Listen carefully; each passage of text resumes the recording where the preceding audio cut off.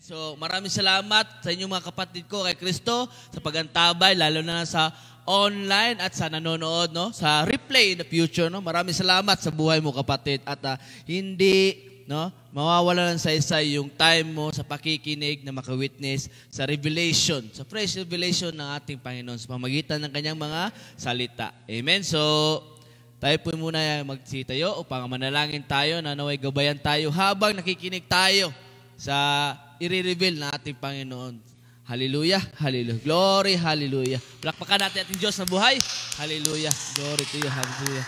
Father God, kami po ay patuloy na nagpapakumbaba o Diyos at nawa Panginoon, yung i-reveal mo na mga salitangan Panginoon ay nawa ay makuha namin ng Mayos Panginoon, makapag-deliver ng healing and deliverance, Panginoon, sa mga kapatiran na nanglulupaypay, nangihina, may kasakitan, Panginoon, at nawawalan ng pag-asa, O Diyos.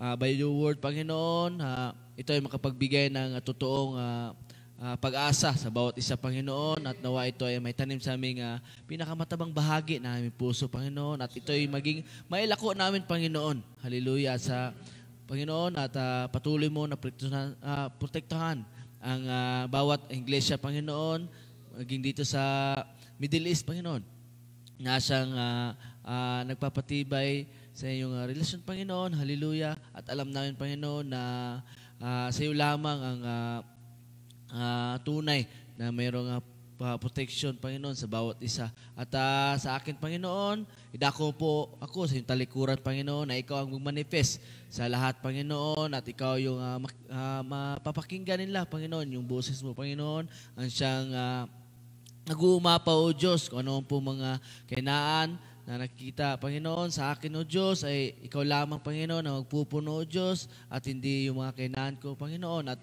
patnubayan mo ako, Panginoon, maging sa mga kapatiran na nanonood, online and on-site, Panginoon, na madama nila at mag-aalab sila, Panginoon, sa kanilang pakikinig, O Diyos, at maramdaman nila yung kagalingan, Panginoon, na makarinig ng iyong salita, O Diyos. Maraming salamat, Panginoon, sa buhay ng bawat isa, Panginoon, at purihin ka, dakilain ka, sa pangalan ni Jesus at sa gabay ng banal na Espiritu Santo. Lahat ng ating Diyos ay magsabi na Amen, Amen. Hallelujah.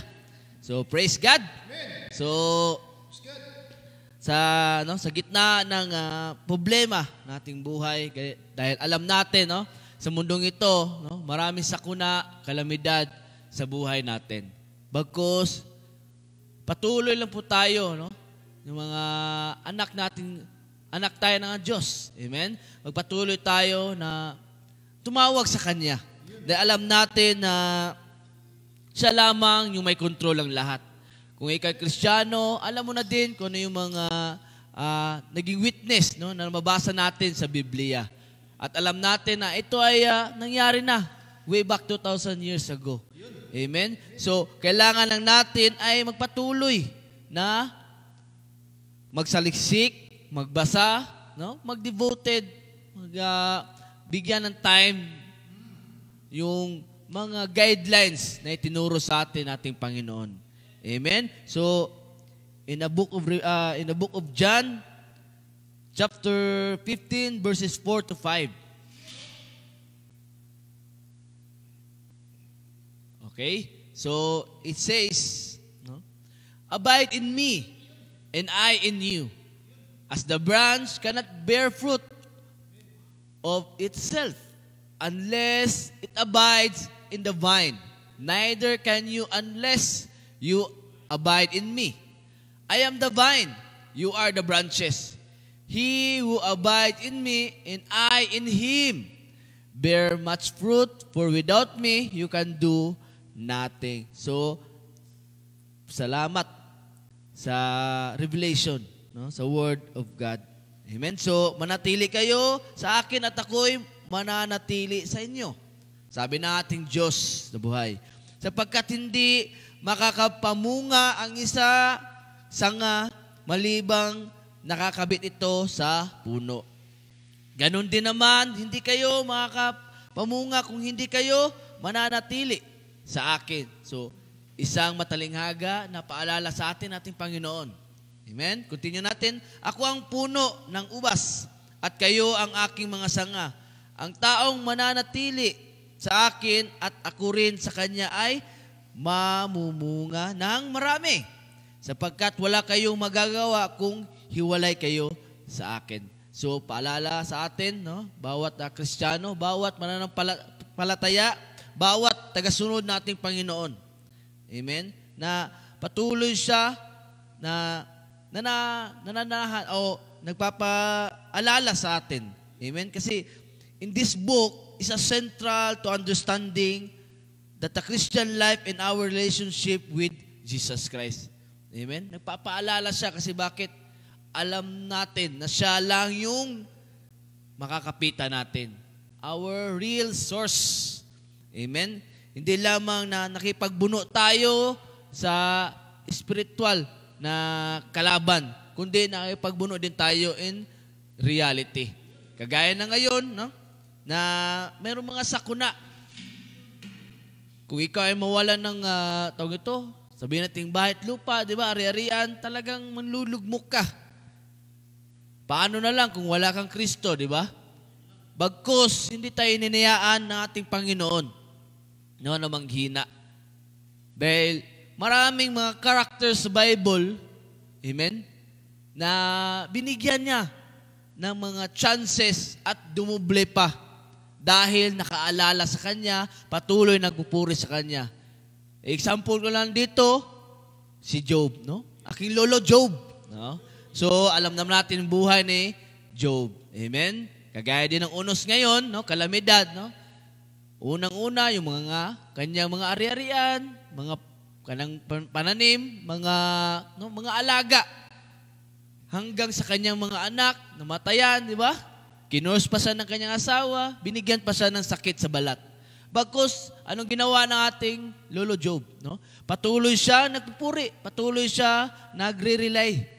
So, which is, no, ito yung mensahe ngayon. Abiding in Christ Jesus. Kasi tayo po yung mga bagong henerasyon. Amen? So, dapat meron tayong, no, pag sinabing abiding, yung kinakapitan o nananatili ka dun sa source na yon. Kasi bakit? Kasi yun ang nagsusupply sa'yo in the future run. Kasi kung hindi mo alam yung future mo, meron nakakaalam na tao o Diyos kung ano yung kahinatnat mo. Kundi ang ating Panginoon lamang Jesucristo. In short, to abide, no? Mananatili is to maintain a close. Close of what? Relationship. Amen? Close in communication. Or something, your closeness na tipong, no? Mahingian mo ng tulong in the midst na meron kang talagang problema sa buhay mo or personal. And a life-giving fellowship with God, no? We need to abide also. Kasi bakit? Pag nagpe-fellowship tayo sa iglesia, kagaya nito, merong mga revelation na ibibigay para sa atin. Tayo ay mabigyan ng patnubay at gabay. Amen? So, through Jesus Christ, by trusting and obeying His word also. So, dapat meron tayong karakter na mag-trust tayo, may tiwala. Obeying, no? Meron tayong nakakasunod tayo. No? Sumusunod tayo. Kasi bakit alam naman natin mga Kristiyano na talagang powerful pag ang Diyos ang kumilos sa buhay natin. No? Nothing is possible to our Lord, God, Jesus Christ. So, this scripture, no, is very powerful agricultural metaphor o matalinghaga sa buhay natin. Kasi bakit? Hindi natin maintindihan talaga. No? Sabi nga sa mga social media, naririnig natin, may schedule na daw yung kalamidad. Di ba? Hindi na nga naintindihan daw yung di na daw sumusunod. Di ba? So, maraming factor sa buhay natin. Bagkus, merong Diyos na nagpapaalala sa atin. Bakit hindi natin? No? Bakit hindi tayo mag-abide? Bakit hindi tayo mananatili sa Kanya? Bakit iiwas pa talaga tayo? Amen? Kaya, kuminsan ng buhay, no? Kung madadatnan ka ng mga unos, di ba? Minsan talagang mawawalan ka ng pag-asa. Hindi mo makayanan. No? Nasusuffocate ka. Because Jesus Christ remind us that the vine and the branches. Kasi sinabi kanina, no? Na tayo yung mga sanga at siya yung puno. Yeah? This is illustrate the vital and necessary union between Jesus and His followers. Tayo po yun. No? Nangangulugan na ito nagbibigay ng mahalaga at pagkakaisa relasyon sa ating Diyos. Amen? So, bakit sinabi, no, na dapat meron tayong relasyon sa Kanya? So, pag nabasa natin yun, naunawaan natin yun, yung verses na yun, kapatid, alam na natin. Amen? Because gusto natin na mas maliwanagan pa kung bakit we need to abide Jesus Christ. Bakit dapat pagpatuloy yung pananatili sa Kanya. So, this is the command. No? This is the command to abide in Him. Why? So, bago natin sasabihin bakit, so, ang meaning ng abide in the Greek word is menu. Menu. So, take note natin yan. It means to remain or dwell or stay or continue. No? Na mag-dwell tayo, no? Manatili, no? Mag-stay, diyan ka lang. Amen? Nakakapit. It's not a one-time decision but a continuous state of being. So, patuloy po yan. Amen? Kasi patuloy po yung buhay ng tao hanggat nabubuhay pa dito sa mundo. So, dapat, no, naka-abide tayo. It's meant to remain in or stay, and to continue. So, sinasabi dito, manatili kayo sa akin at ako'y manatili sa inyo. So, sinabi ng Diyos yan. Sinabi nating Panginoong Jesucristo yan. Amen? Pag nanatili tayo, mananatili siya sa atin. So, alam na. No? Kung meron tayong sinasabi na kailangan ko ng ganito. Di ba? Kung ipagkakaloob sa iyo ng ating Panginoon Jesucristo, di ba? Madali lang. Kasi bakit? You abide in Him. Amen? So, sapagkat hindi nakapamunga ang isang sanga malibang nakakabit ito sa puno. Paalala ulit. Di ba? So, dapat we have a connection to our Lord Jesus Christ. Kasi bakit? Pag putol yan, hindi putol din ang sustansya, nutrients ng isang sanga or talagang mamamatay siya. Literal. Di ba? Sa mga puno nating pinuputol. Amen? So, this is the invitation to each and everyone. No? Iniimbitahan tayo lagi nating Panginoon. Inaanyayahan niya, pinapamanik sa atin. Lagi tayong nililigawan nating Panginoon. Dahil alam niya na nalulupaypay ka, no? Yung meron kang sala sa lamig, sala sa init. Amen? So, this is the invitation that Jesus command us to remain in Him. Why? Just as branch must remain attached to the vine, this is an invitation to intimate, sustain fellowship. Kasi doon po nagsisimula kung paano ka pabubungahin nating Panginoon. Amen? So, this is not hindi lamang na simple na invitation but a power statement na merong magagawa, no? Ang ating Panginoon pag nananatili ka sa Kanya. So, we need to, intimate. No? Matalik, no? Matalik na kaibigan, matalik na kasintahan. Kasi bakit? Nagpapatuloy, no? Kung ano yung kailangan mo, di ba? Ano ba talaga yung karakter mo pagdating na meron tayong mga problema, trial sa buhay. And to sustain, dapat manatili tayo, lalo na sa ating fellowshipping, sa ganitong mga gawain. Kasi bakit? Hindi mo alam, di ba? Kung minsan, manglulugmok ka na lang bigla. Baka mayroon pang mangyari na masama sa'yo. So, kailangan manatili tayo. Amen? Manatili tayo kay Kristo. So, this is also a practical abiding. No?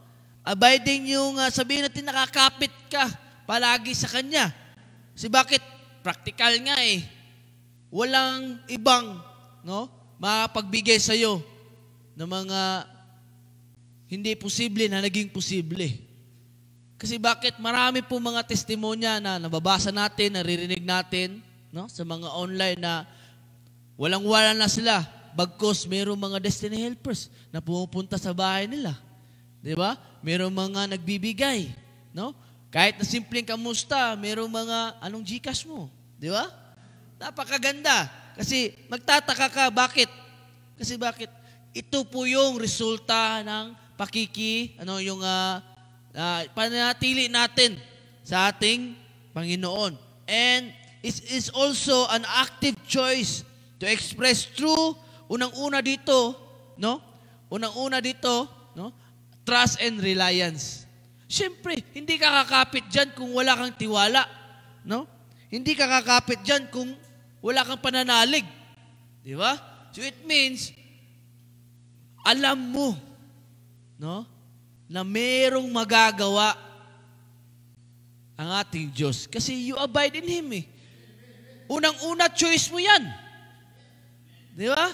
Choice mo yan. At ginusto mo talaga na, sumama ka. Diba? So, hindi mawawala ng saysayan, kapatid. Diba? This is the consciously depending on Jesus for all of life, not just salvation.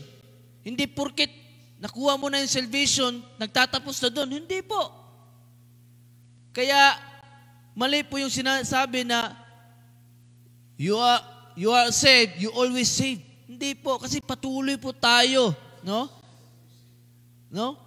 Patuloy po tayo na namumuhay. At alam natin yung tao, maging sa akin ay meron tayong freedom. Freedom na gumawa ng masama, freedom na gumawa ng mabuti. Amen? So now, pangalawa dito, amen, the command is the obedience. Kasi, sabi nga kanina, no, this is the invitation of our God, Jesus Christ. Kung ikaw yung isa sa mga disipulo niya na sinabi lang niya, follow me, hindi mo maintindihan, anong gagawin mo? Di ba? Unang-una, di ba? Ang una niyang disipulo ay si Andrew. Walang pagdududa. Sumama agad. Pero si Peter, di ba, nag-aalanganan siya. Di ba?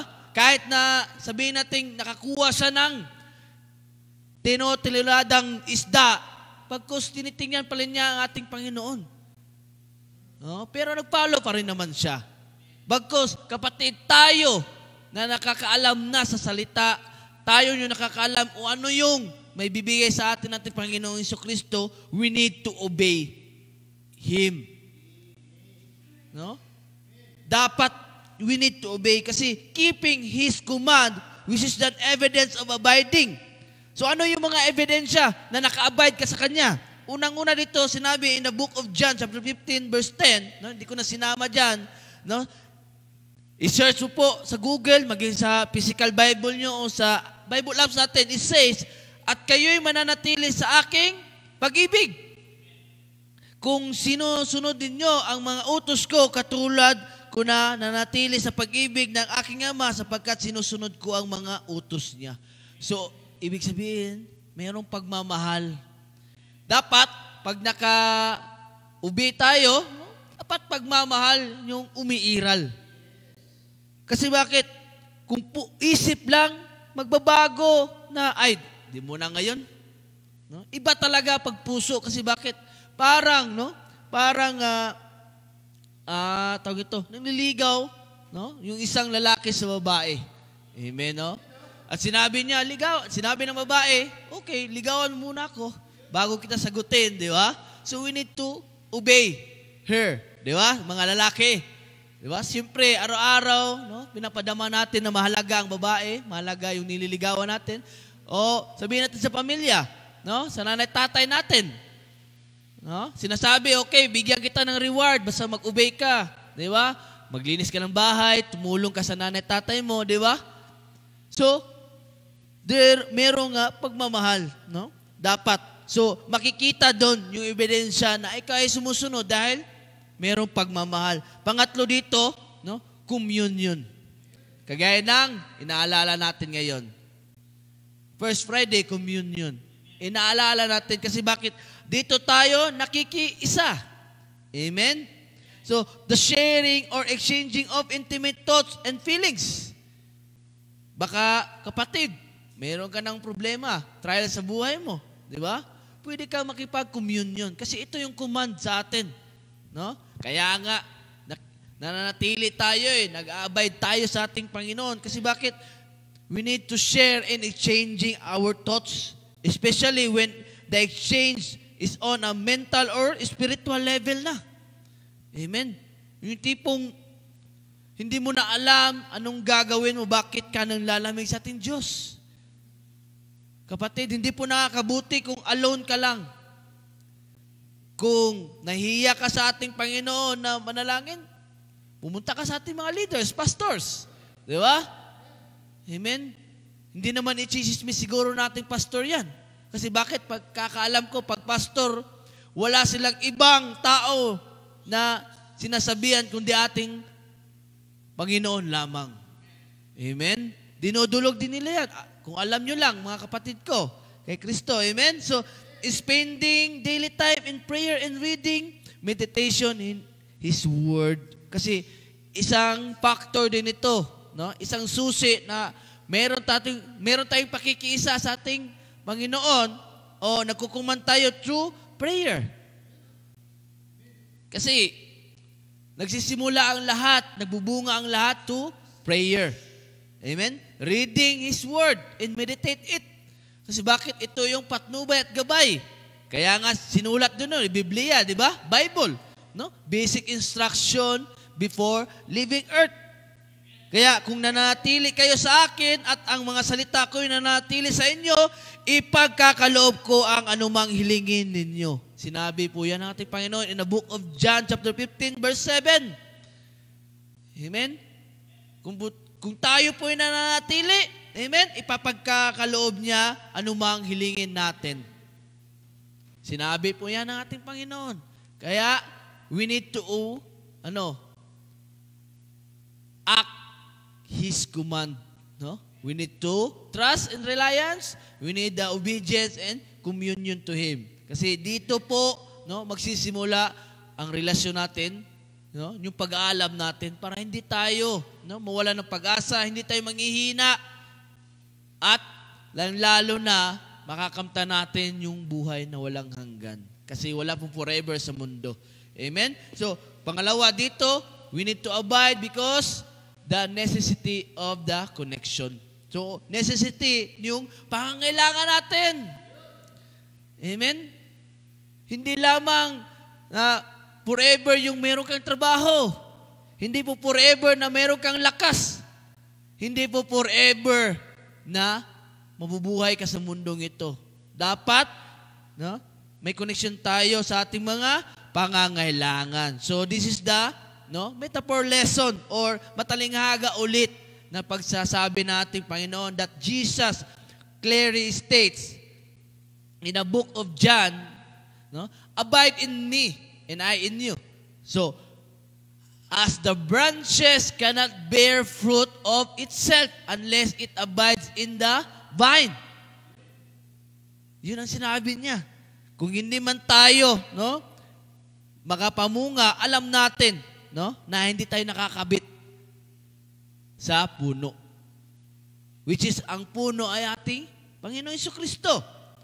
Amen? So, ganun din naman, hindi kayo makapamunga kung hindi kayo nananatili sa ating Panginoong Jesucristo.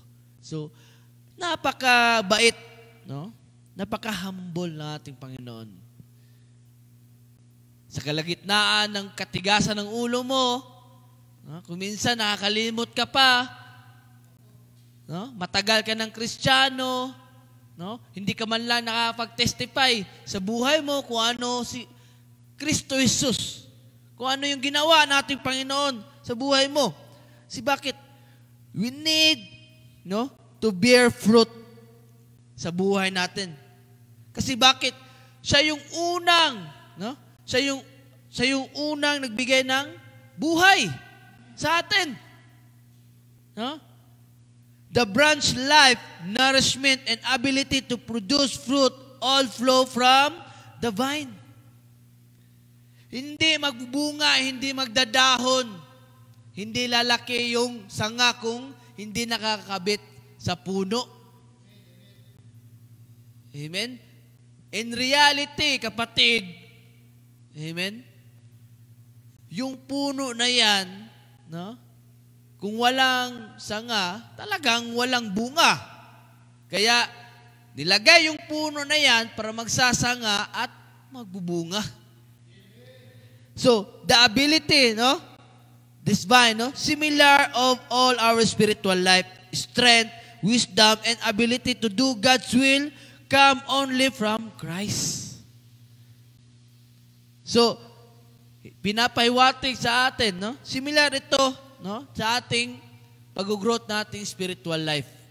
Amen? Kung hindi tayo naka-abide sa ating Panginoon Jesucristo, wala pong bunga. Mawawalan saysay o sa strength. Mawawalan ka ng lakas, kapatid. Kung puyat ka kagabi, nag-overtime ka, hindi ka makakasimba this morning. Amen?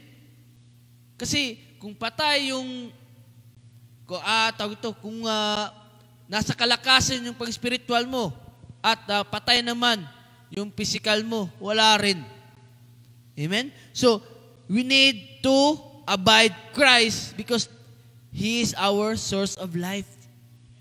At pangalawa, binibigyan tayo ng warning. Warning that inverse is equally powerful. No? Kabaliktaran. No? Apart from me, you can do nothing. Sinabi niya dyan. Amen? This doesn't mean we can tie our shoes to go to work. Hindi na ulugan na kung hindi tayo makatali na ating mga ating sapatos or maging sa pananamit natin ay hindi na mag-work but can do nothing of eternal. Kasi nag-i-invest tayo to eternal life. Hindi tayo makakapasok doon kung hindi tayo naka-abide sa ating Panginoon. Hindi ka nag-follow sa Kanya. No? Hindi ka nag-proclaim na siya yung Diyos mo at tagapagligtas. Kapatid, hindi magbubukas yung durawangan ng langit kung walang Kristo sa buhay mo. Siyempre, dapat we need to spiritual value. Binavalue natin yung salita natin Diyos kasi yun yung po nagbibigay ng nourishment sa ating spiritual. Amen? And dapat nagbubunga ito that genuinely glorifies God. That glorifies the name of Jesus Christ. So, paalala sa atin. Amen? Kasi bakit? Nag-oppose ito sa buhay natin eh. Oh, mayaman ka dito sa mundo. Kabaliktaran naman nun, mahirap tayo. No? Baka, mapareho tayo dun sa mayamang tao in the book of Luke. Di ba? Si Lazarus, yung mahirap, na patuloy na nanampalataya sa ating Panginoon. Mahirap man siya in the first run sa mundo, but in the end, no, nakasama niya ating Panginoon sa langit. Amen? So, wala pong sinasabi na purgatory, no? Wala pong kalagitnaan. Even hell or heaven lamang ang pupuntahan ng isang tao. Kaya we need to abide Christ sa ating buhay. Lalo na't marami ng calamity ngayon, unos, no? Kahit gaano kakayaman kung ang nature, no? Mawawash out yan, kapatid. Mananakaw yan. Amen? Kaya we need to invest to abide in Him. So, pangatlo, no? The glorious result, bearing much fruit. Siyempre, di ba, pag naka-abide tayo, no, nabibigyan natin ng gloria ating Panginoon. At nakaganda dito, nagbubunga tayo. Amen? Sabihin natin yung bunga, hindi man mayaman sa pera, pero mayaman tayo sa salita ng Diyos. Mayaman tayo kasi bakit maraming taong naaakay sa kanyang iglesia. Mayaman tayo dahil hindi man tayo nakakatulong financially, but nakakatulong tayo to enrich in spiritual growth sa ibang tao na nawawala ng pag-asa sa buhay. Amen? Nabibigyan natin ng time yung ibang tao na meron pa silang liwanag sa buhay na ito.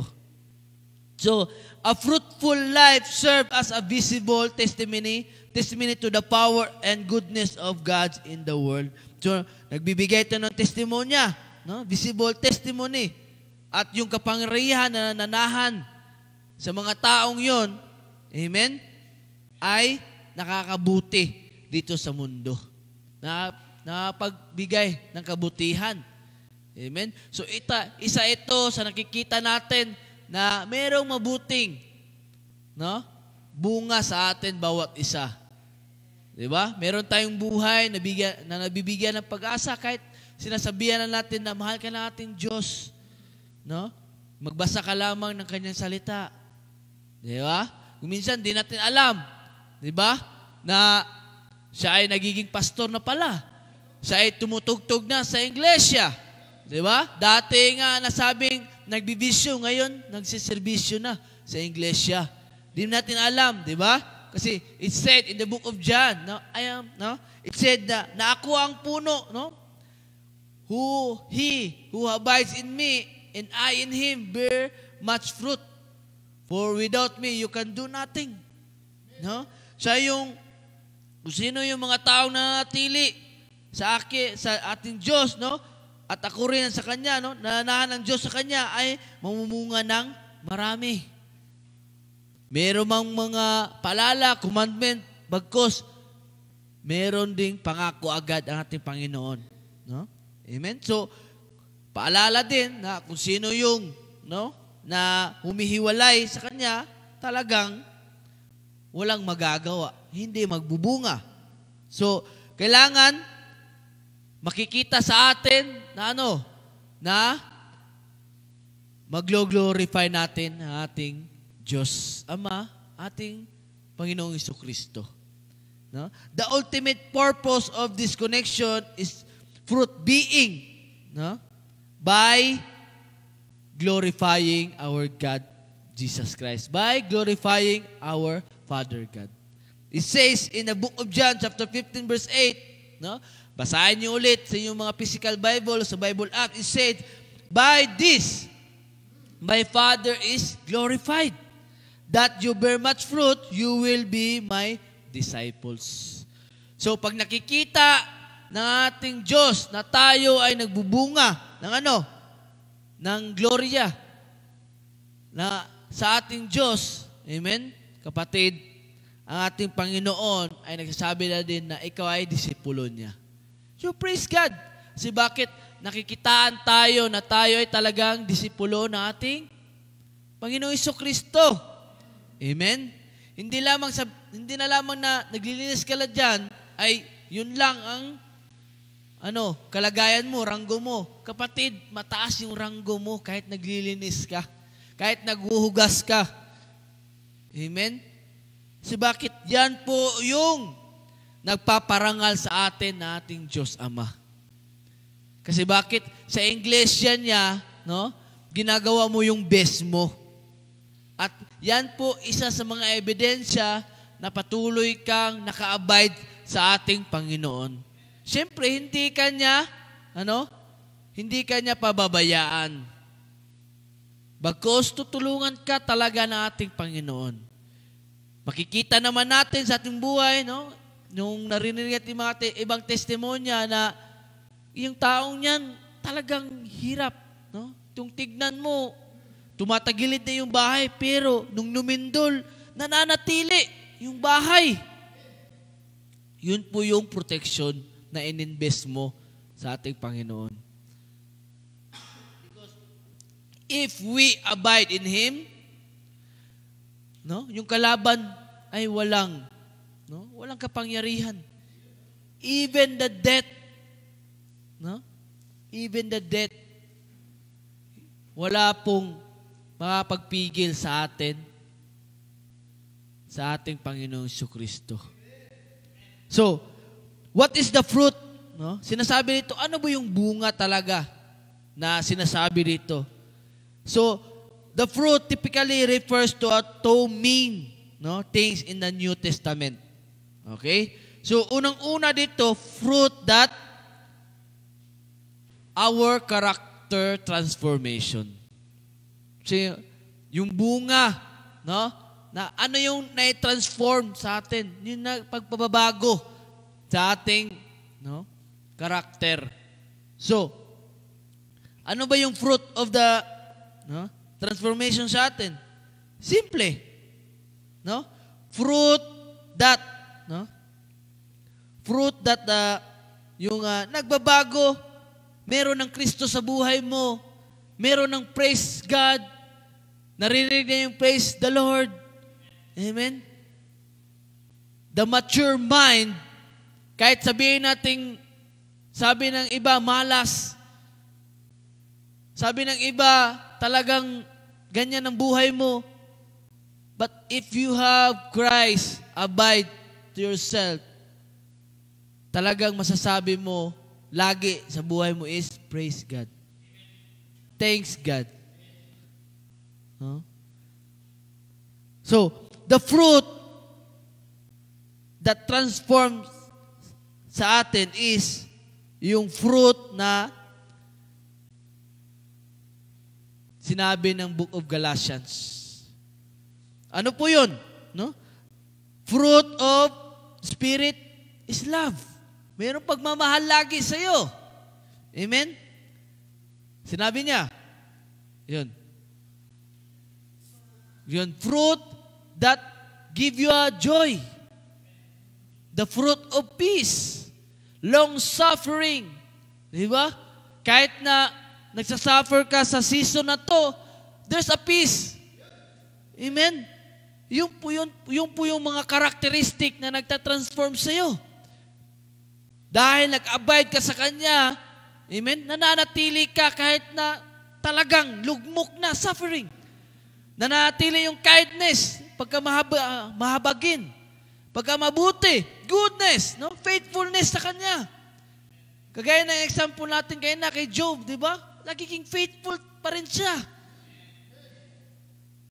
Sa gitna ng kanyang, di ba? Talagang nawala na sa kanya lahat. Nagiging gentle pa rin siya. Hindi siya, nagipag-argument sa kanyang mga friends, kanyang mga relationship. Amen? Self-control pa rin. Kasi bakit? Christ-centered. Amen? So, against such, there's no law. Wala pong batas dun.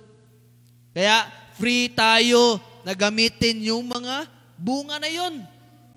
Amen? So, this is the eternal evidence of Christ's life in us. Kasi bakit bago bumalik ulit ang ating Panginoong Hesukristo sa kanyang trono sa langit, kapatid, iniwan niya itong mga guidelines na to. Para patuloy tayong patnubayan sa pag-uugali na to. Character, pag-uugali. Amen? Bilang Kristiyano, di ba, alam natin na talagang mahabagin natin Panginoon Jesucristo. At yang mga karakteristik na yan, amen, ay binigay sa atin. So, huwag natin sayangin. Amen? Ipakita natin na merong Kristo sa buhay natin. So, yung taong namumuhay sa kapangyarihan ng Espiritu ng pag-ibig, dapat merong kagalakan at kapayapaan, pagtitiis, kabutihan, kagandahang loob at katapatan sa Kanya. Dapat nananatili sa atin yan. Amen? Hindi man agad-agad na makukuha natin yan, bagkus glory to glory, kapatid. Amen? Kasi yun nga sinasabi, na dapat nagmamature tayo. Amen? Pangalawa, ito yung mission in action. Dapat meron dahil tayong mission at in-actionan din natin. Amen? So, mission natin, in-action natin by the good works and leading others to Christ. Dapat nag-lead tayo to our Christ. Hindi natin nililid sa lamesa o dun sa mga patay sinding ilaw. Dapat nililid natin into Christ likeness. Amen? So this is the external evidence of Christ working through. No? Kasi pinapangako niya that who abides in me, no? Sabi niya, who abides in me and I in him. Amen? Bear much fruit. Nagbubunga ng marami sa kanya. So dapat, with the fruit is a natural, inevitable overflow of a life connected to the vine is not a struggle to produce. So, kung nananatili tayo lagi sa kanya, no? Hindi tayo mag-i-struggle kung ano yung gusto niyang pagbibigay na bunga sa atin. Amen? So, we need only, no? We need to only to produce fruit na dapat naroon yung good works, no? Siyempre, nagmi-ministry tayo, di ba? Kasi nga, nilalako natin yung salita nating Diyos. Kasi kung naka-abide siya sa atin, paano natin ma-abide sa iba kung hindi nila alam? Di ba? So, we need to change our characteristic also. Di ba? Kasi, kung minsan maraming tao tayo nakakasalamuha mga pilosopo, nagpapagalit sa atin, nagpapatrigger sa atin, because we need to consistent and deep reliance to our Jesus. So now, this is the application. So, application, hindi ko na kino-conclude, no? Gusto ko na dapat merong i-apply. So, unang tanong, no? What step can you take this week intentionally? Kasi magtatapos na po yung taon na 2026. Baka namumuhay ka pa rin dyan, no? Sa mga kasalanan na talagang walang pag-asa sa iyo. Amen? O baka ito na yung time na makapagbabago sa buhay mo. Amen? So, in example dito, dapat, no? We need to dedicate our time to Him. Time for prayer. Isa siguro to sa mga dapat nating, no, nayapakan. Amen? O gawin. Siyempre, mag-focus tayo one sa ating Panginoong Jesucristo na magkumanta tayo, no, to obey sa Kanya. Or sabihin natin, intentionally recall His presence throughout the day. Tawagin natin siya. Kasi bakit? Doon nagsisimula na mag-reveal sa ating Panginoon kung ano yung magandang gawin sa iyo. Kasi kung ang Panginoon natin ang bibigay ng mga steps, sigurado yun yung the best. Amen? At lastly, what does the fruit of Christ look like in your current situation? Ano yung mga bunga na makikita sa ating Panginoon? Amen? Na dapat nating i-apply. So, example na ko na lang dito, syempre, yung patience natin, no? With a difficult situation, maging sa co-workers natin, sa palibot natin, di ba? Kung ano yung mga dapat na magbubunga. Amen? So, dapat, pangalawa dito, yung pagkamahalin natin, yung mga nagcha-challenge sa atin ng mga family members, no? Na hindi ka daw magbabago, hindi ka lalago, maniwala ka dyan, di ba? So, dapat ipakita natin na magbubunga tayo. Hindi masasayang yung ilang tao nating pagiging Kristiyano. Amen? And bring joy in the midst of financial struggle, spiritual struggle, emotional ba yan? In reality, kapatid, ipakita mo na magbubunga ka sa pagpatuloy mo sa pag-uupo dyan, no? Pakikinig. Huwag ka lang na tagabutas ng mga upuan sa iglesia natin. Huwag lamang na manatili ka dyan. Ilabas mo yung mga hidden talents mo. Ilabas mo yung kakayahan na binigay sa iyo ng ating Panginoong Jesucristo. Kapatid, baka magsisisi ka sa huli kung hindi mo binigay yung pagiging mabunga mo. Malay mo, di ba? Sa pagkikipag, nanatili o pasimula na we are abiding Jesus Christ, hindi mo alam. In a day, in a week, in a month, in a year, di ba? Isa ka na rin sa mga pastors, leaders na nagpapatakbo ng kanyang salita. Praise God doon kasi patuloy na kumakatok ang ating Panginoon. sinabi niya sa in the Revelation, di ba? Na ako'y nandito sa iyong pintuan, na iyong puso. Kumakatok. Kung ako'y iyong pagbubuksan, ako'y mananatili, ako'y dadalo sa iyong hapagkainan. Napakasarap, no?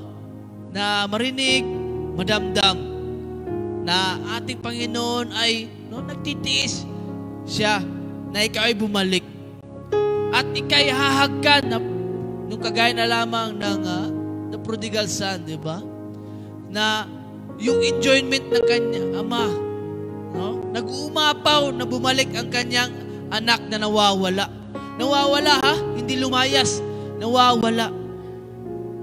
Amen? Kaya bukas po ang pintuan ng iglesyang ito, no? Mga kapatid ko dito sa Middle East, no? Na magsibalik tayo. Amen? So we need to abide in our Jesus Christ kasi bakit siya lamang nakakaalam sa mga sitwasyon natin sa buhay. So tayo po magsitayo, no? Manalangin tayong pangwakas. Hallelujah. Maraming salamat o Diyos sa mga revelation mo at ako yung ginamit, Panginoon. Nawa, Panginoon, na lahat ng nasabi ko, narinig ng iba, ay makapagbigay ng channel of blessing, channel of healing and deliverance sa mga kapatiran na nanghihina, Panginoon.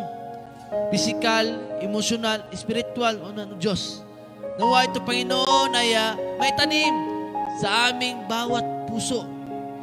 At ito ay lalago, Panginoon, at magbubunga dahil alam namin, Ikaw ang puno na aming sinasandigan, kinakapitan. Hallelujah, O Diyos, hallelujah. Aba, Father, maraming salamat, Panginoon, sa patuloy na kalakasan, Panginoon, patnubay at gabay na pumarito kami, Panginoon, na nagpe-fellowship, nagpapalakasan sa bawat isa, nag-aalab. Alam namin ng Diyos na hindi naman alam kung anong mangyayari namin sa aming bukas. Bagkos narito kami, Panginoon, upang masaysayan namin kung gaano katigas yung pundasyon namin kinakapitan. Ama, kami po ang mga sanga na nagbibigay ng gloria, kaluwalhatian sa iyo. Dahil kami po yung makikitaan ng bunga. Maraming salamat, O Diyos, dahil nanatili ka na aming source sa aming buhay. The source of life na hindi magagawa ng iba kung sino man. Ama, nanatili kami sa iyo, O Diyos, habang buhay kami dito sa mundo. Patuloy mo kami na pagtiisan, O Diyos, na hanggang na kami po ay manumbalik, hanggang kami ay magbubunga, Panginoon. At ano man yung mga kahinaan na nakikita mo sa amin, O Diyos, Ama, punuunan mo po. Punuin mo. At nawa, ito po ay aming panghawakan at patuloy na amin pong gagawin. Dahil meron kami na dapat na magawa upang ikaw ay malugod sa amin. Maraming salamat, O Diyos, sa mga patuloy na mga pastors, leaders, coaches na patuloy nag-i-encourage sa amin na sila yung ugat, Panginoon, na kami ay nandito. Maraming salamat sa mga prayers na iba naming kapatiran. Maraming salamat sa mga co-churches na patuloy na naglilingkod, naghahayag ng salita. Maraming salamat, Panginoon, to those person, Panginoon, naka-abide sa iyo, Diyos. Nawa, hindi ka, manatili ka sa amin, Panginoon, upang hindi kami makawala sa anumang agos ng buhay, Panginoon. Na hindi kami makawala na meron pang pag-asa sa iyong mga kamay. Maraming salamat dahil binigyan mo kami ng prosperous na buhay. Ito may season sa aming buhay na tili at pinapanalangin namin na patuloy na kami ay mananatili, Panginoon. Maraming salamat at purihin ka, dakilain ka. Sa pangalan ni Jesus at sa gabay ng banal na Espiritu Santo, lahat ng anak ng Diyos ay magsasabi ng Amen at Amen. Shalom, shalom.